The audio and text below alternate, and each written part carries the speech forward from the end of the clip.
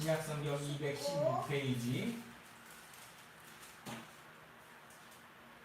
사도행전 16장 19절부터 34절까지의 말씀 함께 찾아 읽도록 하겠습니다.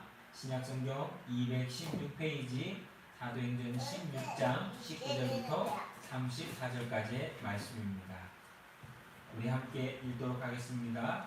요중의 주인들은 자기 수익에 소망이 끊어진 것을 보고 바울과 실라를 붙잡아 장소로 관리들에게 끌어갔다가 상관들 앞에 데리고 가서 말하되 이 사람들이 유대에 있는데 우리 성을 심히 요란하게 하여 로마 사람이 우리가 받지도 못하고 행하지도 못할 풍속을 전한다 하고는 우리가 일제 일어나 고발하니 상관들이 옷을 찢어 벗기고 매로 치라 하여 많이 친 후에 옥에 가두고 간수에게 명하여 든든히 지키라 하니 그가 이러한 명령을 받아 그들을 깊은 옥에 가두고 그 발을 착고에 든든히 채웠더니 한밤중에 바울과 실라가 기도하고 하나님을 찬송하며 죄수들이 듣더라. 이에 갑자기 큰 지진이 나서 옥터가 움직이고 문이 곧 다 열리며 모든 사람의 매인 것이 다 벗어진지라.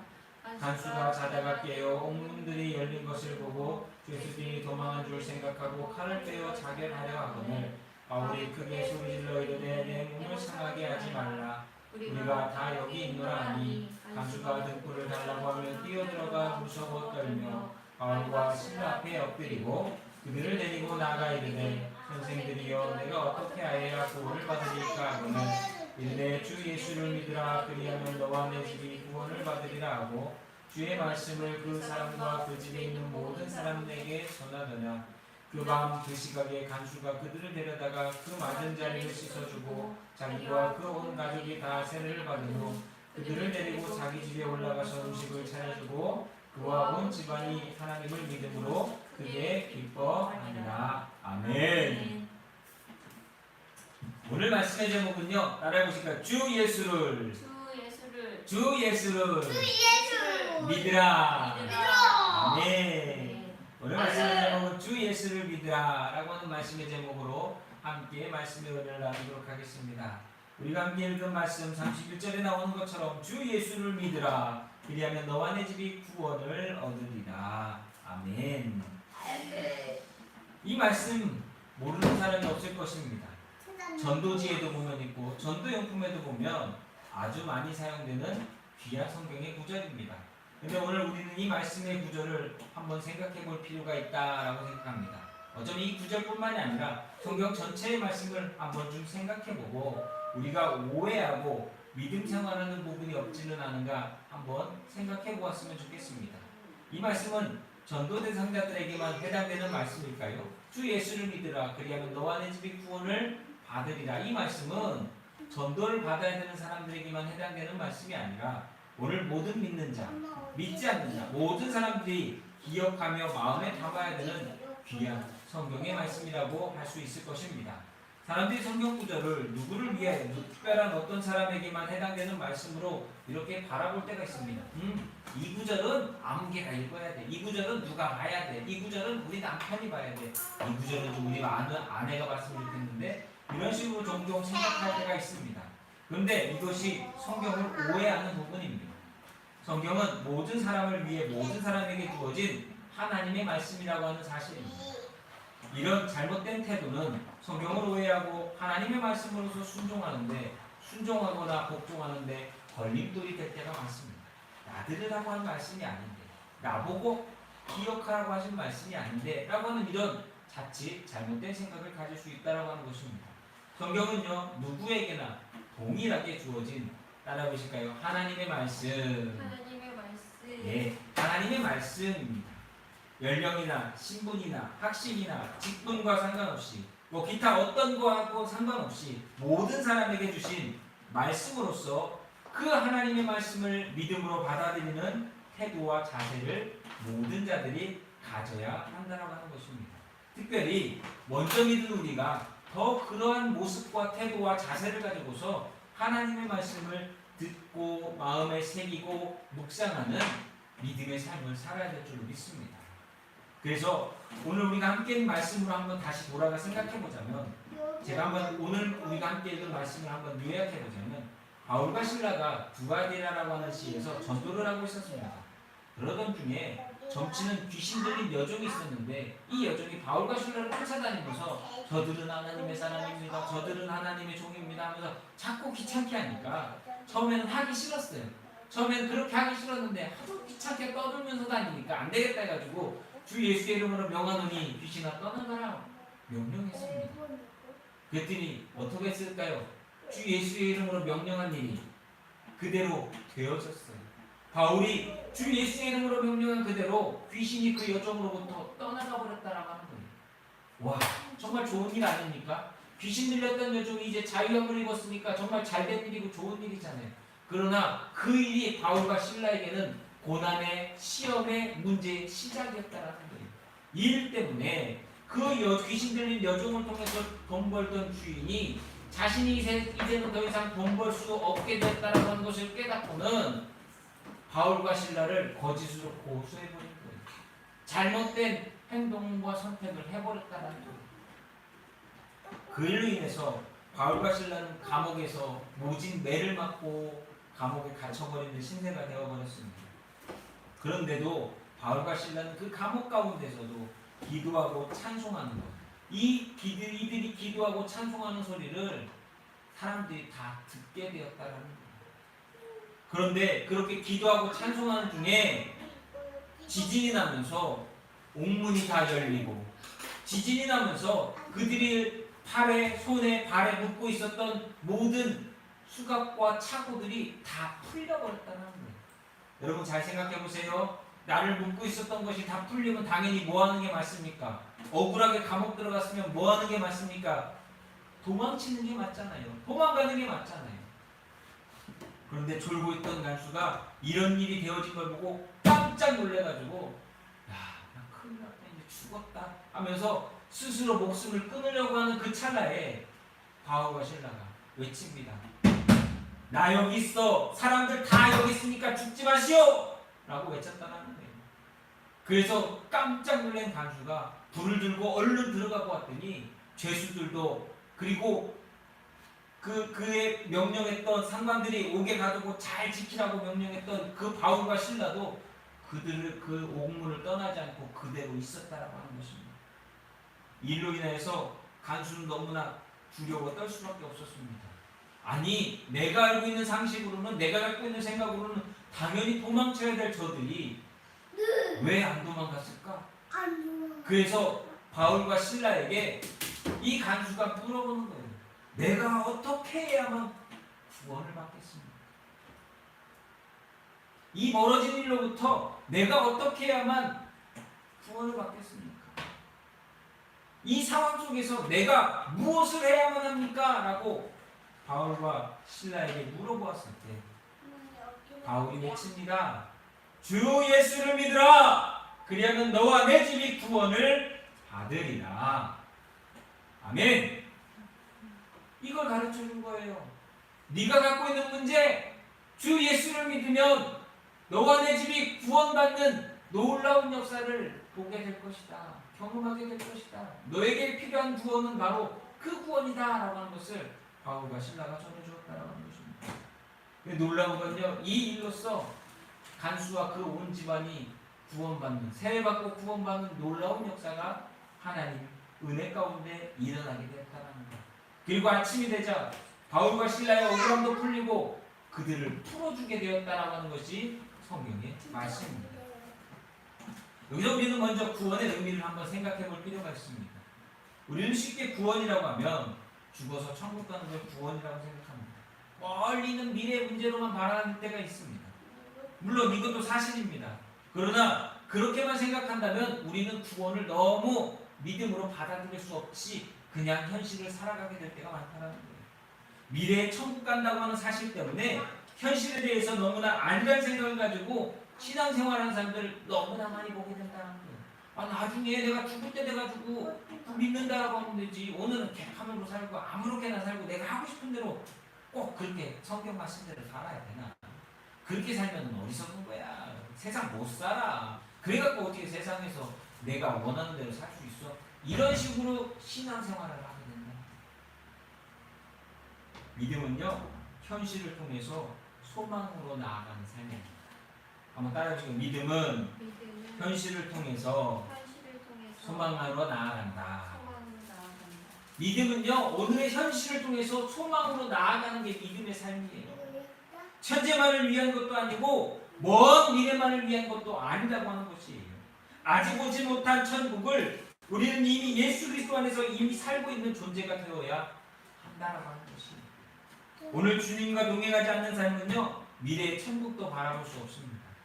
반대로 오늘 주님과 동행하는 삶은 미래의 천국이라고 하는 구원의 완성을 오늘 믿으며 살아갈 수 있다라고 하는 것이에요. 그래서 우리는 오늘 예수님의 십자가를 지고 그분을 닮아가는 삶을 살아야 됩니다. 그리스도를 닮는 그리스도인이 되어야 한다라고 하는 것입니다. 이것이 천국으로 가는 길이요 구원받은 자의 삶인 줄로 믿습니다. 여러분, 왜 간수가 깜짝 놀라서 자결하려고 했다고 생각하십니까? 앞으로 벌어질 일, 결과들 이미 그는 너무나 잘 알고 있었기 때문에 그래서 스스로 목숨을 끊어버려서 그것들을 좀 피하고 도피하고 싶었던 거예요. 죄수를 놓쳤을 때 감당해야 되는 일은 너무나 뻔한 일이었습니다. 특히나 그들의 상관이 옥에 가두고 든든히 지키라고 명령까지 했는데 그들이 도망갔다?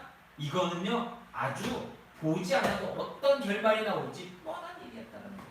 왜 그러냐면 오늘 우리가 읽은 말씀은 사도행전 16장인데 사도행전 12장에 가보시면 사도 베드로가 옥에 갇혀 있다가 천사가 와가지고 그 옥문을 열어주고 베드로를 풀어준 일이 있어요.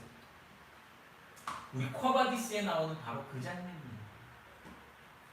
천사가 와가지고 배를 툭 치면서 야 베드로 너 뭐하고 있어? 왜 자고 있어? 빨리 나가. 그랬더니 베드로가 나가가지고 예루살렘을 떠나서 도망치려 합니다.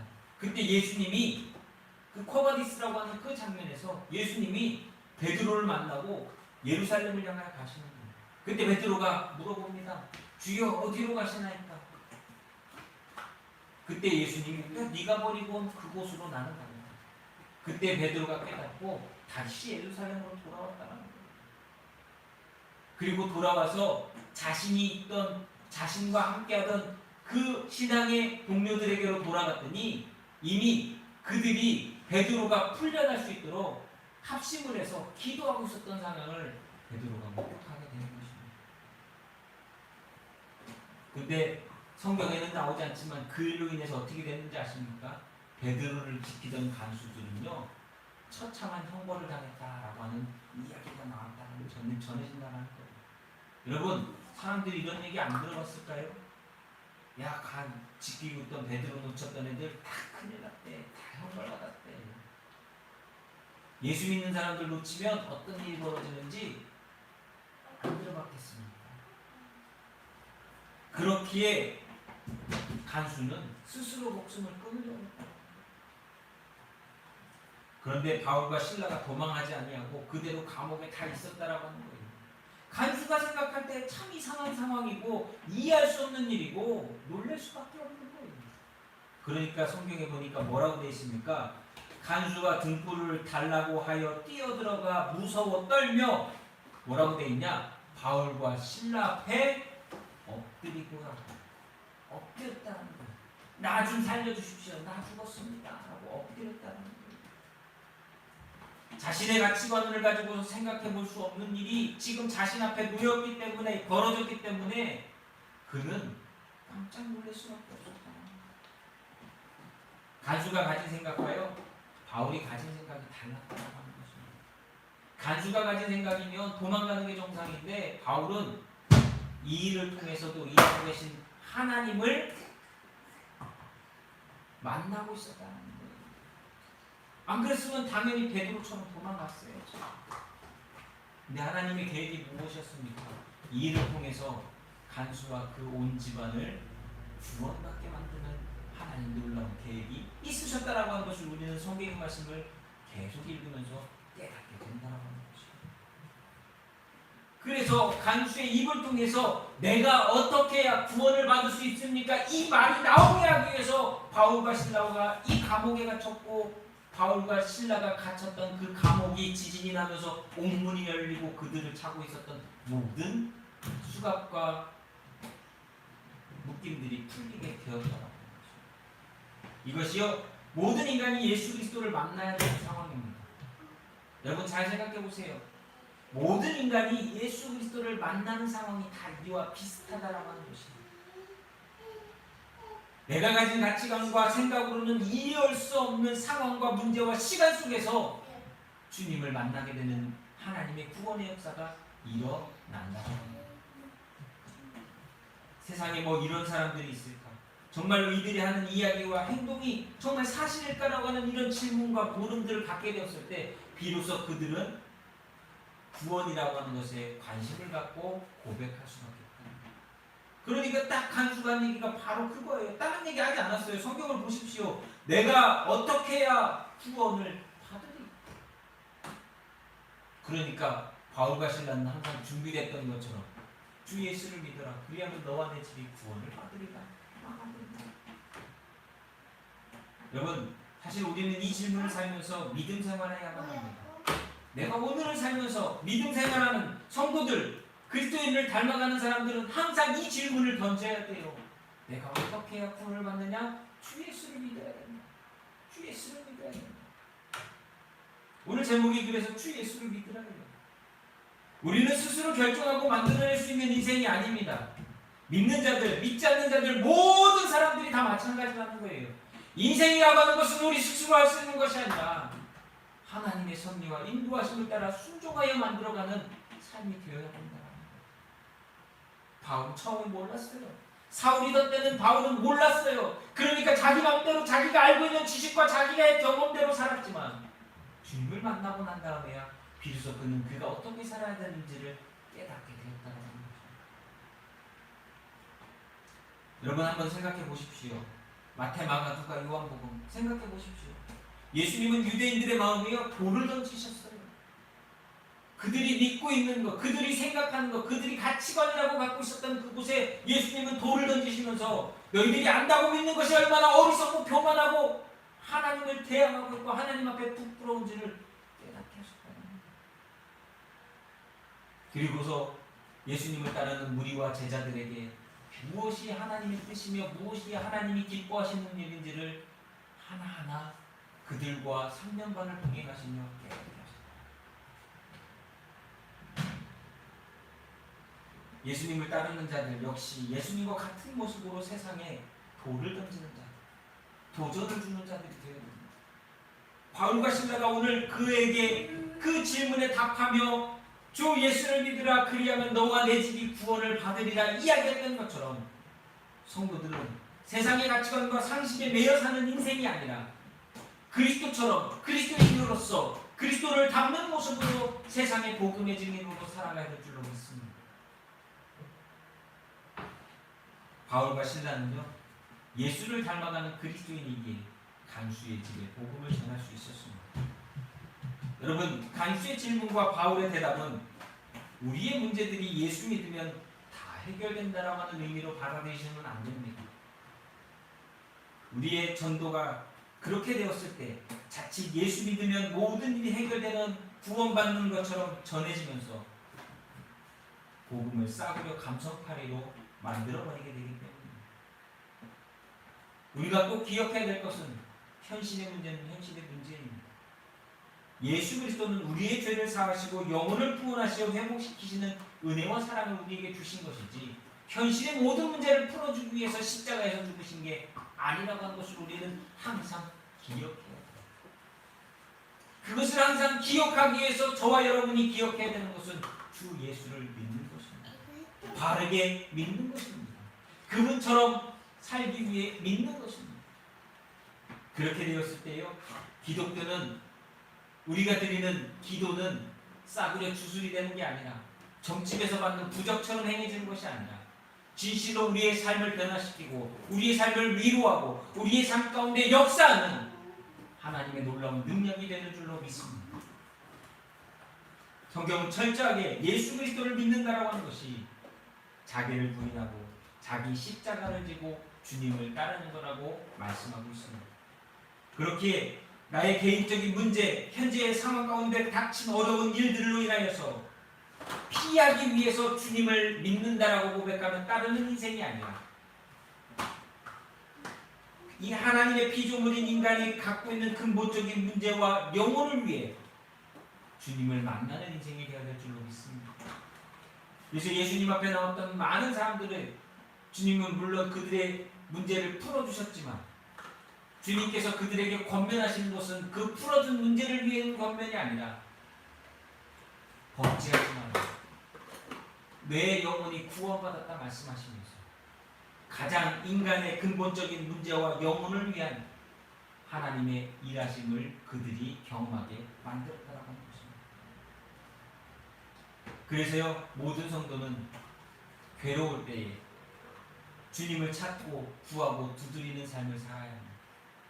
여기서 기억해야 될 것은 주님을 찾고 구하고 두드리는 삶은 단순히 내가 지금 괴로운 문제를 풀어달라고 하기 위해서가 아니라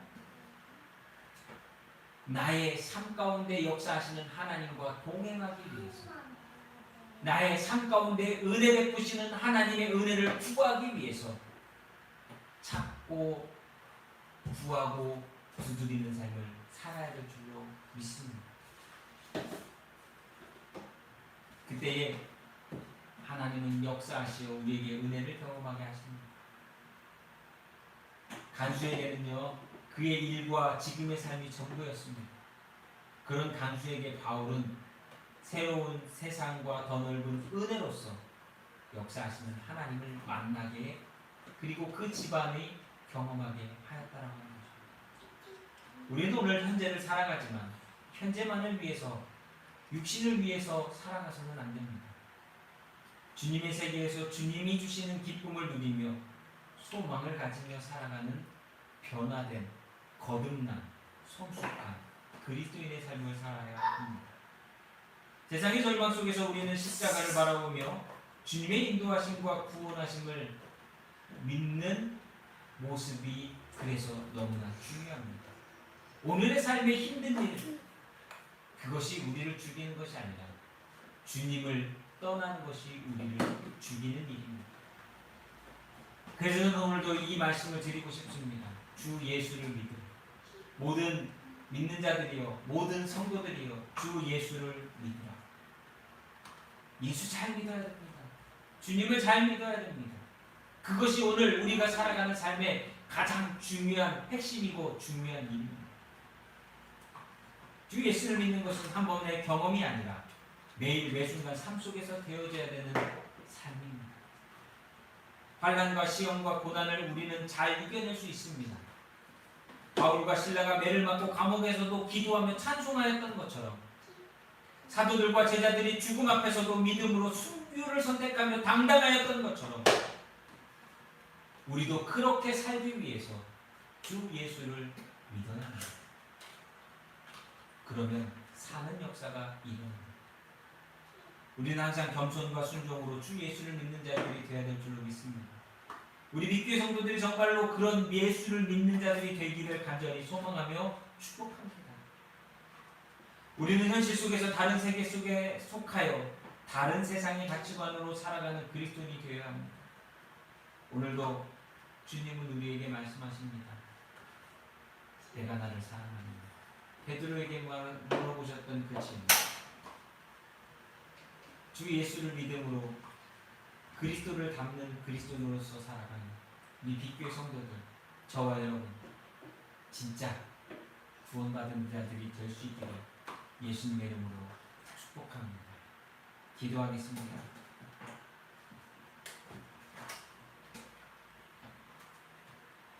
주 예수를 믿으라. 그리하면 너와 내 집이 구원을 받으리라. 하나님, 오늘의 우리의 삶을 하나님께 맡깁니다. 우리의 인생을 주님께 맡깁니다. 믿사오니 우리를 대신하여 십자가에 죽으신 주님을 믿사오니 하나님의 아들 독생주 예수 그리스도를 믿사오니 우리를 죄와 허물로부터 구원하여 주시고 영원한 하나님의 나라의 소망으로 살아가는 믿음의 백성들이 되길 축복하여 주시옵소서. 오늘 우리의 삶이 현재 육신의 삶에 묶이지 않게 하시고 영원한 하나님의 나라의 소망을 가지고 믿음으로 새로워지며 그리스도를 닮는 그리스도인의 삶을 살아가는 우리 빛교회 모든 성도들이 되게 축복하여 주시옵소서. 이제는 우리를 죄 가운데서 구원해 주신 우리 구주 예수 그리스도의 은혜와 아버지 하나님의 크고 넓고 영원하신 사랑과 성령의 충만케 하시며 역사하시는 놀라운 은혜가 우리 주 예수 그리스도를 믿음으로 고백하는 귀한 성도들 머리머리 위에 우리 빛교회 성도들과 가정과 자녀를 위해 이제부터 영원토록 함께하여 주시기를 우리 구주 예수 그리스도 이름으로 간절히 축원하옵나이다. 아멘. 주님